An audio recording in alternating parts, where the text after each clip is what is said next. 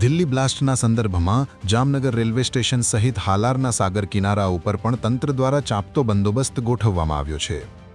Jamnagar railway station ઉપર આવતા જતા મુસાફરોની સઘન તપાસ કરાઈ રહી છે। દેશમાં જે હાઈ એલર્ટની પરિસ્થિતિ છે એ અન્વયે અમારા એસપી સરની સૂચના મુજબ અમે અહીંયા જામનગર રેલવે સ્ટેશને મુસાફરોની સુરક્ષા માટે સઘન અને કડક ચેકિંગ હાથ ધરેલ હતું અને દિવસ અને રાત અમે તમામ શંકાસ્પદ મુસાફરો તથા સામાન તથા બહારની આવતી જતી ટ્રેનો તમામ ઉપર પોલીસ દ્વારા સઘન ચેકિંગ કરીને કાર્યવાહી કરવામાં આવે છે।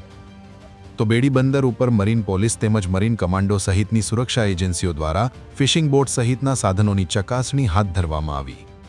જામનગર જિલ્લાના દરિયા કિનારા વિસ્તારમાં કોઈ અનિચ્છનીય ઘટના ન બને તે સંદર્ભમાં તમામ સુરક્ષા એજન્સીઓ દ્વારા સતર્કતા દાખવવામાં આવી રહી છે। બેડી મરીન પોલીસ સ્ટેશન અને મરીન કમાન્ડોની મોટી ટીમ આ તપાસમાં જોડાઈ હતી અને સઘન ચેકિંગ હાથ ધરવામાં આવ્યું હતું।